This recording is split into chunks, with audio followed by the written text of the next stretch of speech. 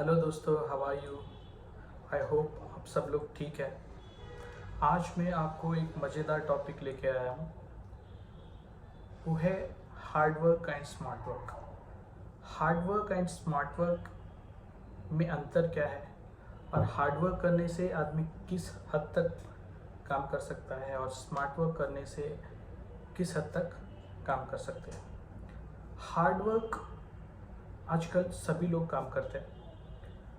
Maximum लोग कैसे काम करते हैं, बॉस के प्रेशराइज्ड की वजह से हार्ड वर्क करते हैं, और हार्ड वर्क इस तरीके से करने से अपने ऊपर मेंटली डिप्रेस्ड हो सकते हैं, मेंटली स्ट्रेस्ड हो सकते हैं। और स्मार्ट वर्क करने से इंसान एंजॉय करता है काम को, और उसमें तरक्की भी पाई जाती है और प्रोडक्टिविटी बढ़ती है। स्मार्ट वर्क में हम लोग ऐसे एक एग्जाम्पल ले सकते हैं। जब आप ऑफिस में काम कर सकते हो तो उस टाइम पे कंटिन्यूसली एक ही जगह पे बैठ के काम करना, वो एक तरीके का स्ट्रेस्ड काम हो जाता है। उस टाइम पे आपको पीरियड गैप लेना चाहिए। लाइक 25 मिनट्स काम करना है, 25 मिनट्स आपको रेस्ट लेना है, या 25 मिनट्स अगर इम्पॉर्टेंट काम है तो 25 मिनट्स आप काम करो और 5 मिनट्स का रेस्ट लो, और 25 मिनट्स काम करो और 5 मिनट्स रेस्ट लो। नहीं तो हम ये भी कर सकते हैं कि अगर आप इम्पॉर्टेंट काम कर रहे हो, कंटिन्यूसली बैठ के 4 घंटा 5 घंटा बैठ के काम करना, that is not so much easy. तो उस टाइम पे आपको क्या करना है, 90 मिनट्स आप काम कर सकते हैं। मैं क्यों 90 मिनट्स बोल रहा हूँ, 90 मिनट्स काम करने से अपना मैक्सिमम दिमाग जो चलता है, कंटिन्यूसली फोकस्ड रहता है, वो 90 मिनट्स तक हम फोकस्ड रह सकते हैं। और बीच में एक 10 to 15 मिनट्स गैप लेना चाहिए। उस गैप में आपके अंदर जो क्रिएटिविटी है वो कुछ कर सकते हैं। इन द सेंस लाइक आप पजल खेल सकते हो, या प्रॉब्लम सॉल्विंग कर सकते हो। बाहर जाके, ऑफिस के बाहर जाके थोड़ा एंटरटेनमेंट की मूड में हो तो थोड़ा वॉक कर सकते हो, या चीज़ों को इधर उधर ग्रीन चीज़ों को देख सकते हो। ग्रीन चीज़ों से देखने से अपना दिमाग के अंदर जो लेजीनेस डिजीनेस फील होता है वो थोड़ा कम होता है।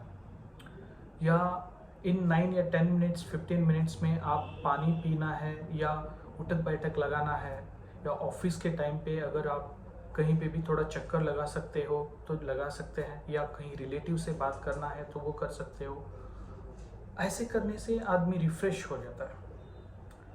आफ्टर 10-15 मिनट्स फिर आप काम पे जुड़ गए तो आप देख सकते हो कि पहले से अभी कितना बेहतर आप फील कर रहे हो। कंटिन्यूसली एक ही जगह पे बैठ के काम करने से आदमी स्ट्रेस्ड, बोर्ड हो जाता है। ये सब इसलिए होता है कि बॉस के कहने पे आपको एक टाइम शेड्यूल दिया जाता है। वो टाइम शेड्यूल के अंदर आपको कंप्लीट करने में थोड़ा सा स्ट्रेस लेके काम करना पड़ता है। तो मैक्सिमम ऑफिस में यही होता है कि बॉस के डर से कंटिन्यूसली काम करना और वो काम कंप्लीट करके देना, और वीक फुल काम करते हैं हम लोग। और उसके बाद वीक ऑफ लेने के टाइम पे संडे या सैटरडे 2 दिन होता है। संडे सैटरडे मैक्सिमम, मैं संडे सैटरडे क्यों ले रहा हूँ, सैटरडे संडे 2 दिन की छुट्टी होती है फॉर द सॉफ्टवेयर इंजीनियर्स। और फॉर सिविल कंस्ट्रक्शन फील्ड में बेसिकली मैं कहने के लिए चाहता हूँ कि सिविल फील्ड में मैक्सिमम ओनली संडे ऑफ होता है।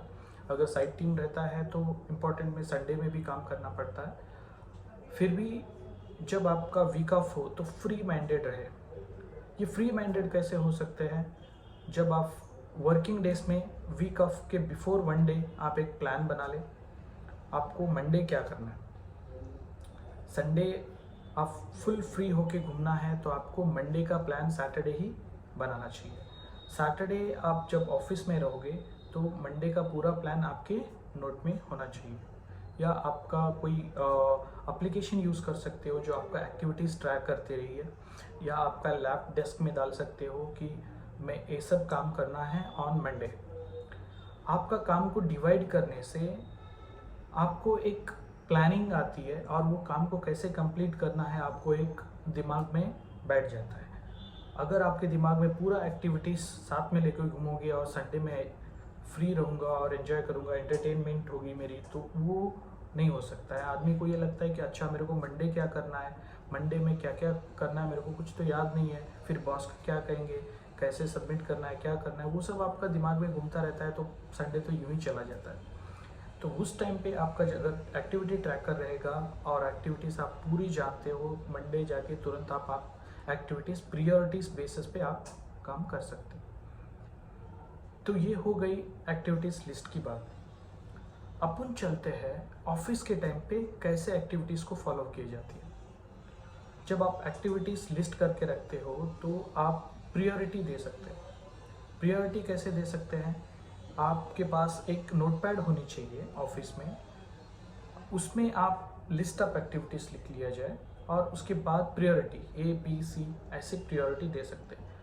अगर कोई आपका बॉस हो या कोई आपका क्लाइंट हो या किसी से फॉलोअप लेना है, कोई अन्य व्यक्ति आपको पूछता है कि ये काम मेरे को होना है, तो आप जब डेस्क के सामने होते हो तभी वो काम लिख लिया जाए, आपके पेपर में या नोटबुक में लिख लिया जाए।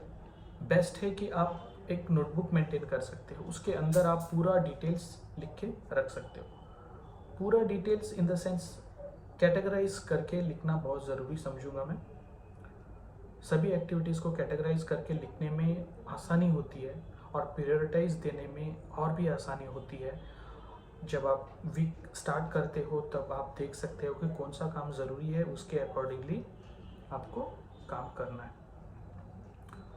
और ज़रूरी चीज़ ये है कि ऑफिस के टाइम पे मैक्सिमम लोग क्या करते हैं कि वीक स्टार्ट होने के टाइम पे उनको फील होता है कि यार चलो आज फिर से ऑफिस में आ गए, फिर काम करना है, फिर लेजीनेस, फिर बोरिंग होगा, बॉस का सुनना, एंजॉय नहीं कर पाते काम को। तो उस टाइम पे आप एक काम कर सकते हो, जब आपका एक्टिविटीज़ कोई स्टार्ट करते हो तो प्रॉपरली उसके बारे में थोड़ा मन धारण करें।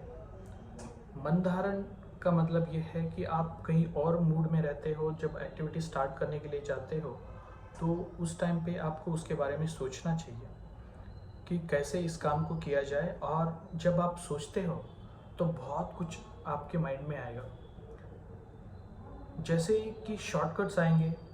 अच्छा ये काम को मैं ऐसे करूँगा तो इतना टाइम जाएगा, अगर मैं अलग तरीके से करूँगा तो आप उसको फास्टर एंड स्पीडर कर सकते हो।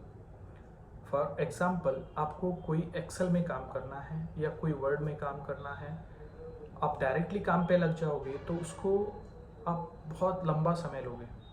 बहुत लंबा समय इन द सेंस कि आप उसको करते जाओगे, आपका फिजिकली वर्क करना वहाँ पे हार्डर रहेगा, लेकिन स्मार्ट वर्क आप नहीं करोगे। स्मार्ट वर्क आपको करना है तो आप पहले उस काम को सोचो, कैसे करना है, कैसे एग्जीक्यूट करना है, फाइनली उसको क्या रिजल्ट आएगा उसके बारे में सोचो।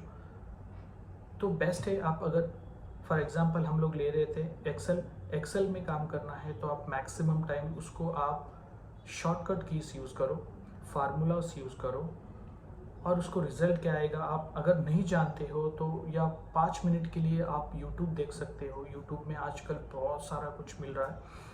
मैक्सिमम लोग जो एक्सपीरियंस्ड लोग हैं वो सब यूट्यूब में पोस्ट करते हैं कि कैसे कैसे कौन सा काम को कैसे किया जाए।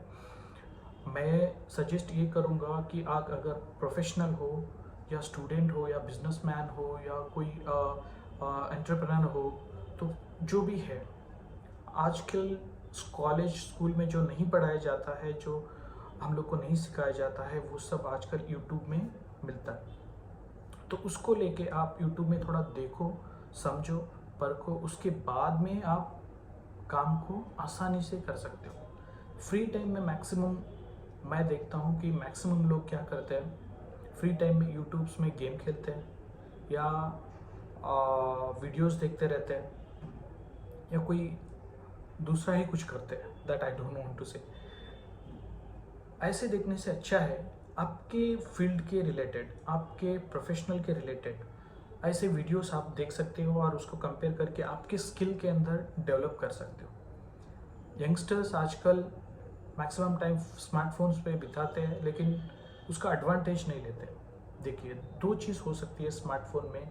आपका जो टेक्नोलॉजीज आई है अभी वो टेक्नोलॉजीज़ को सही तरीके से यूज़ करना और उसके एडवांटेज लेना। टेक्नोलॉजीज़ का एडवांटेज लेने से आपका स्किल डेवलप होता है। आपका स्किल डेवलप होने के बाद आप काम का प्रोडक्टिविटी बढ़ा सकते हो। काम का प्रोडक्टिविटी बढ़ गई तो आपका तरक्की भी बढ़ गई। अगर आप बिजनेसमैन हो तो आपका काम का प्रोडक्टिविटी बढ़ रही है तो देन आपका तरक्की बढ़ रही है। तो ऐसे होता है। समझो आपके पास, और एक बात बोलना मैं चाहूँगा, आपके पास लिस्ट ऑफ एक्टिविटीज़ आ जाती है। आपका बॉस बोलता है, आपका क्लाइंट बोलते हैं, सब अलग अलग तरीके से आपके पास बंच ऑफ एक्टिविटीज़ आ जाती है। तो उस टाइम पे आप क्या करोगे? आपको याद आया रहेगा डेलीगेशन। आपके अंडर में जो लोग काम कर रहे हैं उनको आपको एक्टिविटीज़ डेलीगेशन करना है। समझो आप वीक स्टार्ट कर रहे हो या मिडल ऑफ वीक हो, आपके पास बहुत सारा एक्टिविटीज़ है और आप कुछ काम कर रहे हो एक ही बार, वो काम पे भी आपको ध्यान नहीं है, देन आपको तो ये मैं इजीली बताऊंगा कि बेस्ट है कि आप डेलीगेट करो। एक्टिविटीज़ को डेलीगेट करने से आदमी का जो काम है वो कम हो जाता है और उसका मेंटली जो प्रेशर रहता है वो भी आपको स्टेबल हो जाता है। तो उसके बाद जो आप काम करोगे, डेलीगेशन के बाद जो आप काम करोगे उसके ऊपर आपका कंप्लीट फोकस रहेगा और वो काम क्वालिटी होगा और बेटर एग्जीक्यूशन होगा और आपका जो काम करने का तरीका है वो भी बदल जाएगा। डेलीगेशन इन द सेंस ये नहीं होता है कि आप काम डेलीगेट करके उसको भूल जाए, उसको फॉलोअप नहीं ले, कुछ ना ले, बस काम होके आ जाएगा। ऐसे आप अगर ऐसे अज्यूम करके बैठे हो तो वो गलत है। आप डेलीगेट करने से पहले उस काम के बारे में आपको पूरा पता होना चाहिए। पूरा डिटेल में पता होने से आपको वो काम डेलीगेट करना चाहिए।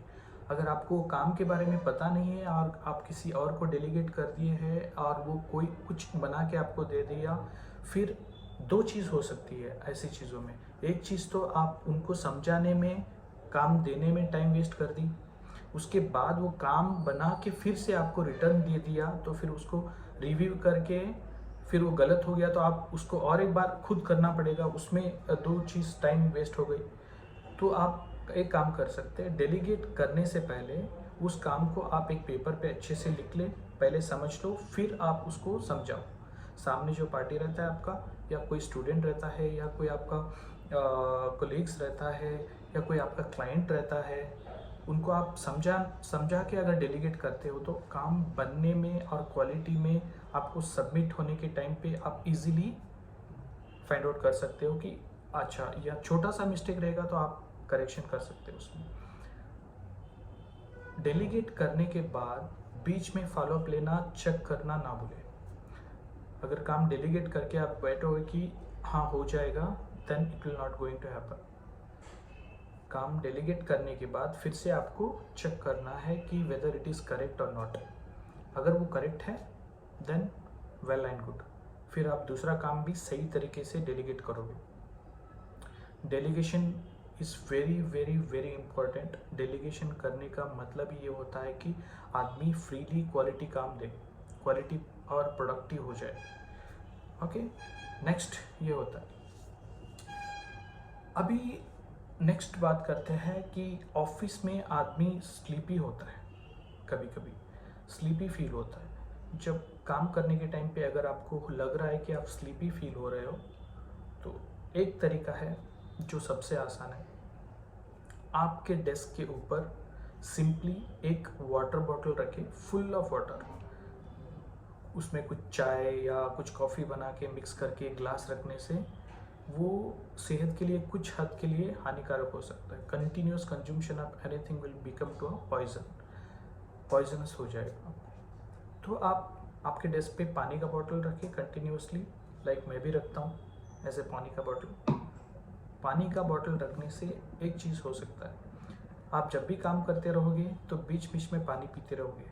पानी पीने से बहुत सारे फायदे हैं। आपको जैसे पता है अपना बॉडी का 1/3 ऑफ पूरा हिस्सा पानी से भरा हुआ है। मतलब पानी पीने से एक चीज़ हो सकती है, आपका स्किन जो बाहर दिखती है वो स्किन आपका इम्प्रूवमेंट हो जाती है। और बीच बीच में अगर लगता है आपको स्मोकिंग करने का हैबिट है या कुछ अनहेल्दी हैबिट है तो वो चीज़ पानी पीने से कम हो सकती है। और आपको ये भी पता होगा, जो चीज़ आपको छोड़ना है और जिस चीज़ को आपको डेवलप करना है, उस चीज़ को आपको हमेशा अपने आंखों के सामने होना चाहिए। जिस चीज़ को आपको छोड़ना है वो चीज़ आपके आंखों के सामने ना दिखे तो ही अच्छा है। मैंने बहुत सारे कंस्ट्रक्शन फील्ड्स में देखी है, उनको टोबैको खाने का आदत रहता है, इंजीनियर्स को भी। तो टोबैको खाने का जो आदत है, अगर आप ऑफिस में बैठ गए तो कैसे खाओगे? और स्मोकिंग करने का आदत है, ऑफिस में हो बॉस के सामने, तो कैसे करोगे? तो उससे अच्छा है आप पानी का बॉटल साथ में रखो। जब भी आपको लगे कि आलसी लगे या गला सूख रहा है, कुछ हो रहा है, पानी बीच बीच में पीते रहे। कंटिन्यूसली आप पानी पीते रहोगे तो आपको हेल्थ को इम्पोर्टेंट हो जाएगा, और उसके बाद आप हेल्दी लगोगे, आपका ब्रेन वर्किंग का स्पीड बढ़ जाएगा और आपका ब्लड सर्कुलेशन अच्छा होगा। ये हो गई पानी की बात। नेक्स्ट होता है, आप कंटिन्यूसली लैपटॉप के सामने बैठ के काम कर रहे हो, लग रहा है कि आपको थोड़ा डिजी फील हो रहा है या बोर्ड फील हो रहा है, आप थोड़ा सा वार्म अप कर सकते हो, एक्सरसाइज लाइक ऐसे हैंड स्ट्रेचिंग कर सकते हो, और उसके बाद ऐसे आप नेक रोटेट कर सकते हो, ओके। और उसके बाद लाइटली पावर नैप ले सकते हो। पावर नैप लेने से आपका माइंड रिफ्रेश हो जाता है, बॉडी पूरी फ्रेश होके चार्ज हो जाती है। तो ऐसे करने से आपका प्रोडक्टिविटी बढ़ेगी और ऑफिस में आपका ध्यान लगेगा।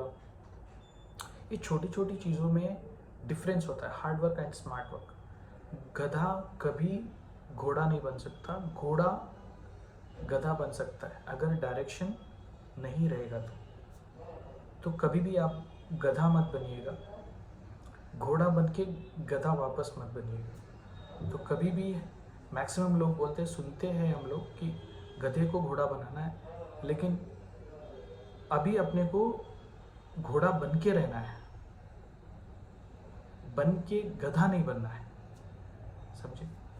तो बस इतना ही बोलना चाहूँगा। वीडियो लंबा करने से देखने के लिए भी बोर होगा। थैंक यू सो मच और शुभ दिन। Thank you.